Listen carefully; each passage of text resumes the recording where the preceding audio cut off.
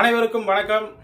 இன்று சட்டமன்றத்தில் தங்களது அரசு மீதான நம்பிக்கையை நிரூபித்து வெற்றி பெற்றுள்ள மாண்புமிகு தமிழ்நாடு முதலமைச்சர் அவர்களுக்கு நெஞ்சார்ந்த நன்றிகளை தமிழ்நாடு அரசு ரேஷன் கடை பணியாளர் சங்கத்தின் சார்பாக தெரிவித்துக் கொள்கிறோம்.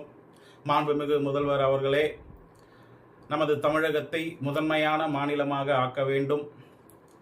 நமது தமிழக மக்கள் எந்த விதமான கஷ்டமின்றி விலைவாசி உயர்வு இந்த மாதிரியான பிரச்சனைகள்லாம் இல்லாமல் சிறப்பான முறையில் மக்கள் வாழ நீங்கள் அனைத்து விதமான திட்டங்களையும் எந்த விதமான சமரசமின்றி தீட்டி மக்களுடைய முகத்தில் புன்னகையை மட்டுமே நீங்கள் பார்க்க வேண்டும். மாண்புமிகு முதல்வர் அவர்கள் மீது மக்கள் நம்பிக்கை வைத்து இந்த அரசை தேர்ந்தெடுத்துள்ளார்கள். அவர்களுக்கு உங்கள் மீது நிரம்ப நம்பிக்கை உண்டு. அது மட்டும் இல்லாமல் உழைக்கும் தொழிலாளர்களுக்கும் உங்கள் மீது தனிப்பட்ட முறையில் மிகுந்த நம்பிக்கை உண்டு.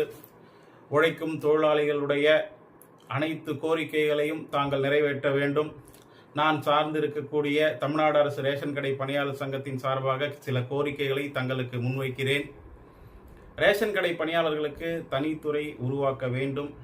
கடந்த அரசு தனித்துறை உருவாக்குவதாக வாக்குறுதி கொடுத்து எங்களுக்கு அந்த வாக்குறுதியை நிறைவேற்றவில்லை என்பதை தங்களது கவனத்திற்கு கொண்டு வருகின்றோம். தமிழ்நாடு நுகர்பொருள் வாணிப கழகத்துக்கு இணையான ஊதியம் ரேஷன் கடை பணியாளர்களுக்கு வழங்க வேண்டும். சம வேலைக்கு சம ஊதியம் வழங்க வேண்டும். அது மட்டும் இல்லாமல் ரேஷன் கடை பணியாளர்களுக்கு 5 ஆண்டு என்ற ஊதிய உயர்வை 3 ஆண்டுகளுக்கு ஒரு முறை என்பதை மாற்ற வேண்டும். தமிழகம் முழுவதும் ரேஷன் கடைகளில் விற்கப்படும் மளிகை பொருள் ஜேபிசி ஜாயிண்ட் பர்ச்சேஸ் கமிட்டி என்று உள்ளதை வெளிப்படைத்தன்மையாக கொள்முதல் செய்ய வேண்டும். தமிழகம் முழுவதும் ரேஷன் கடைகளில் மளிகை பொருள் விற்பனையை தடை செய்ய வேண்டும்.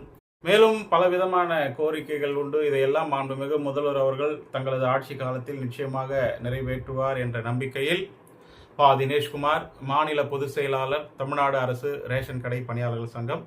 நன்றி.